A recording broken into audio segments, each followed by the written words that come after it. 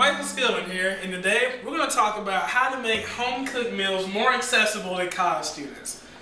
Tip number 1, always use a crock pot. I'm a busy person, like most of you are, and in the morning I wake up really early, and at night I go to sleep really late. So it's perfect for me to wake up, put some stuff in this crock pot, making some soups and some stews, leave it all day, and then come back and eat it for dinner.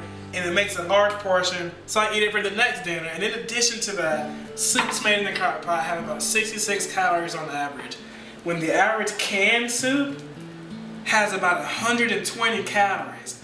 120 calories, that's double. And that's about it for our crock pot.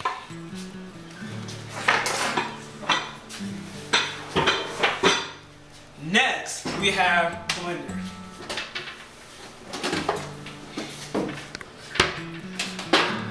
Blenders are always good because you can make smoothies and other mixed drinks using fruits and vegetables.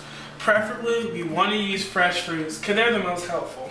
In a standard smoothie that I make, got nice apples, bananas, and then a little yogurt for some substance. Now, fresh fruits aren't always available, but what you can do is go to your local grocery store and pick up these bagged frozen fruits. Here we have sliced peaches, strawberries, and blackberries. Try to keep the fruit fresh, but the frozen fruit is a good alternative if you really can't keep and then take care of fresh fruit. There's a little bit of added preservatives. A lot of them have no sugar added, so they're usually almost as healthy, but not quite. You can also add V8 juice is good. Other juices are also acceptable, but V8 juice has a full serving of fruit and vegetables in every serving of juice, so it's perfect for making smoothies and other mixed drinks. Alright, so we've had the crock pot, we've had the blender. The thing that both of these cooking utensils have in common is that they make large quantities of food in one setting. It's not really meant to be consumed all at once. Make 40 ounces of smoothie earlier in the day, put it in a water bottle, slap it in your backpack, sip on it all day, throughout the day, instead of buying smoothies from Smoothie King or other drinks vendors. Make a salad, box it up in some Tupperware, put the lettuce in your backpack. Instant lunch, and it's homemade, it's cheap, and it's quick.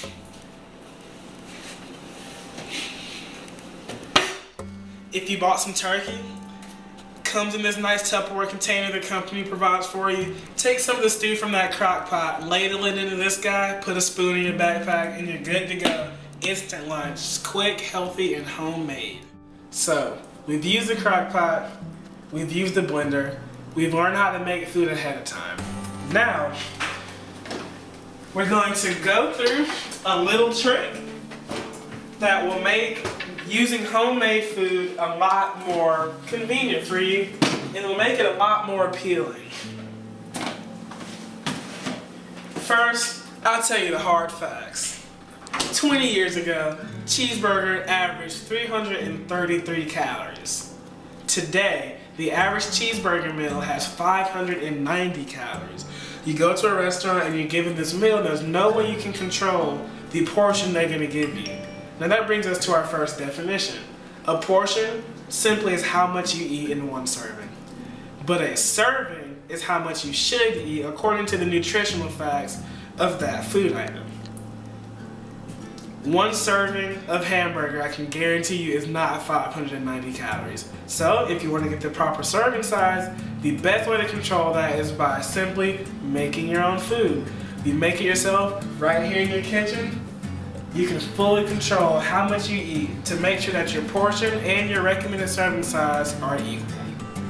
So we've gone through 4 different ways to make using home-cooked meal plans more accessible and more convenient for college students like ourselves. Lastly, some argue that, well, I can't really do a lot of home-cooked stuff because the grocery store is so far away, the food doesn't stay fresh long enough, because I have to go so far to get it, so I don't go very frequently, when in reality we have plenty of local markets right here in town. For example, the Sweet Auburn Market, which is right down on Edgewood. Lots of fresh food that's been usually picked within days. Local commerce is always good to help out the economy. And there are plenty of local markets like this in most cities around the United States and the world.